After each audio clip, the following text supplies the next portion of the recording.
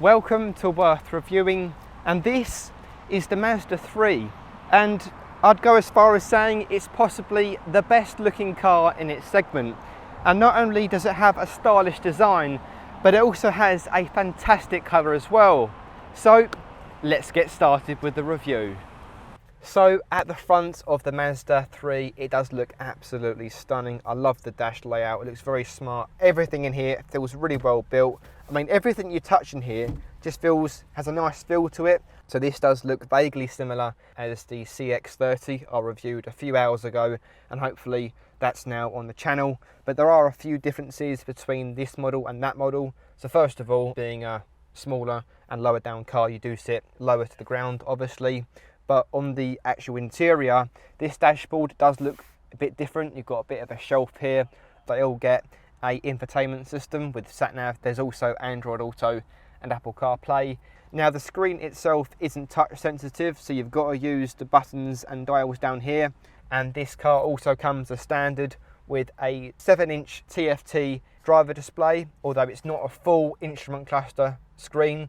You've only got partial screens, and all Mazda 3s come with a head-up display, which is actually quite unusual to have in a car in this segment. A really nice dash, I love it. Well done, Mazda. So now let's take it for a test drive.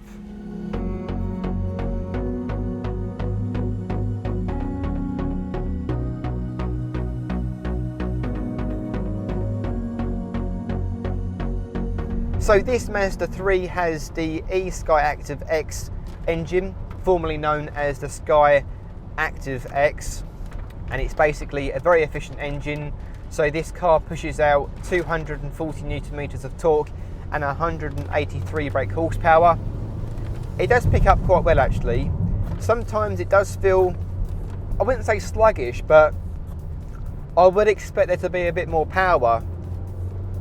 It does feel a bit more powerful than the CX-30, so that CX-30 that I reviewed not long ago has the same engine as this, but this car is obviously lower to the ground, lighter, so it will feel a little bit more nippy, but nothing, you know, majorly different.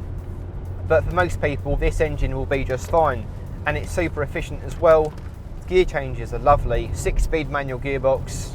You can get an automatic gearbox as well, but thankfully this car has the 6-speed manual gearbox, because Mazdas know how to do a good manual gearbox, that's for sure. So just driving around town or just doing 45 miles an hour is so calm, smooth, quiet, refined. Not a lot of tyre noise, to be honest.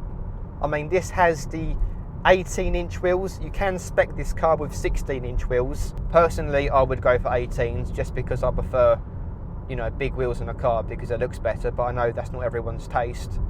It feels alright at the corners. It doesn't feel, I would say, the most exciting to drive, but that's not to say at all that it's not fun. You can have fun in this car, but it's just doesn't want to lean much into the bends. It feels a bit more adult-like. Just no, I'm gonna chill around these bends. I'm gonna take it easy. But to be honest, for most people watching this video and looking to buy a Mazda 3, it's not bad at all. The ride is good and it's really comfortable. One thing I do like about this car is not just the gearbox, but the gear changes. You've got seamless gear changes. There's no, like, whenever you chuck it into a gear, release the clutch, sometimes you get that, not kangaroo effect, but it sort of jolts. But this got a seamless gear, you can't really notice. It's almost as if it's an automatic transmission. It's a nice thing, it's smooth, really smooth, very smooth.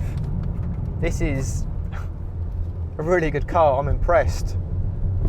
This is where I'm going to come on to the thing I don't like about the car. So, because the body style of this car, first of all, it looks absolutely stunning. So the advantage is that it looks good from the outside, but the downside to that is that when you look behind you or tilt your head round if you're parking the car, it's almost as if you're looking through a post box. You can't see barely anything through that thing. It's all just a massive blind spot area.